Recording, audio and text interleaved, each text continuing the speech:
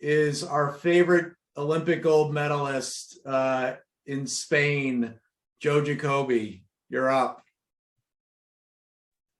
Hi, Julia. Thank you so much for being here today. As Scott mentioned, I live far from the U.S. I haven't been to the U.S. in a while. I have not read your book, but I look forward to doing so.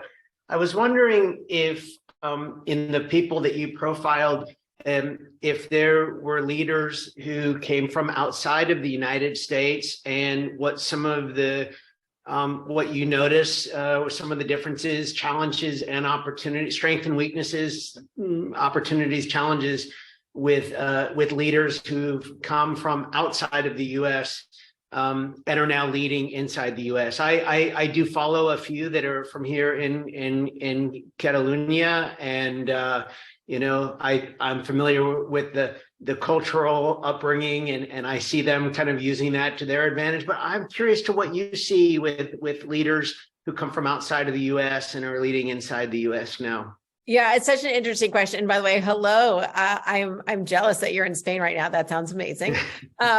So the book is focused mostly on people who are running companies based in the US, but many of them did come from outside of the US. So earlier I mentioned Jennifer Holmgren, the CEO of a company called Lanzatech.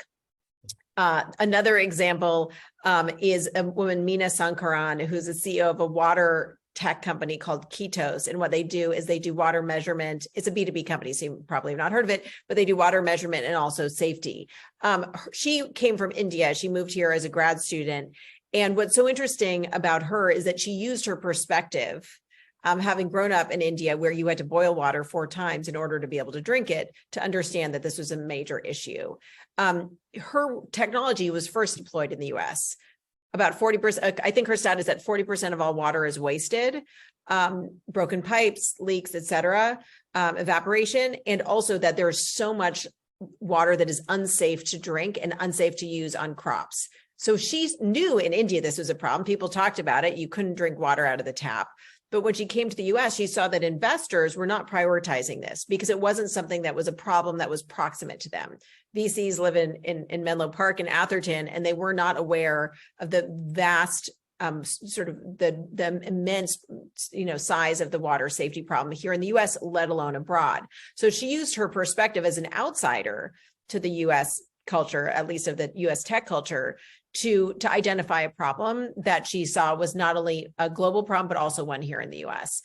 She also had great resilience. And it's funny because great resilience and a very different sort of sense of work ethic, because she had grown up with literally nothing. And she said she felt grateful every day that, that she had the opportunity to be here and solve these big problems. So one of the investors I talk about in the book is named Frida Kapor-Klein and her husband, Mitch Kapor. They have an investment fund. And one of their key tenets of figuring out who to invest in is this person, the founder's proximity to a problem, how well they understand a problem. And I think one advantage of having people come from outside the US is they have a very different perspective or a very different understanding of what the problems are. Another amazing CEO I would flag is a woman named Toyin Ajayi, Dr. Toyin Ajayi. She grew up in Africa. She went to school in the US and in the UK, but she lived in Nairobi with her family. And then ultimately, between medical school at Cambridge and doing her residency in Boston, she went to Sierra Leone, where she was working at a pediatric hospital there. There, she determined her fundamental philosophy to fixing problems in business.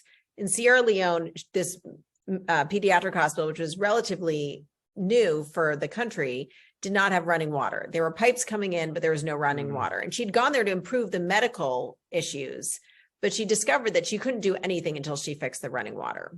So she sort of created this philosophy of understanding that in any situation, you have the problem itself, which is the poor medical care the children are receiving, but then you have the underlying problem. You can't do anything until you fix the water supply. And so this was an approach that she developed working in Sierra Leone. And when she came to Boston Medical and was a resident there, she said, there's another fundamental problem. You have water here, but you don't have trust with the patients, and patients are being discharged from the emergency room out to the street because they don't have housing, they don't have social services. So she used this concept of like, what is the water supply that is broken and needs to be fixed? What is the underlying problem, to create her entire business philosophy? So now City Block Health, her company, which is valued in the billions of dollars. They provide social services to their patients. So they have people who are like social workers who help their patients get housing or access to food or whatever it is they need to actually help them be healthier, separate from their medical issues. And I think this concept of like treating the water supply first is something that she probably wouldn't have understood had she not had that hands-on experience. So it's just amazing thinking about how these experiences from different cultures can really impact the way you're solving problems here.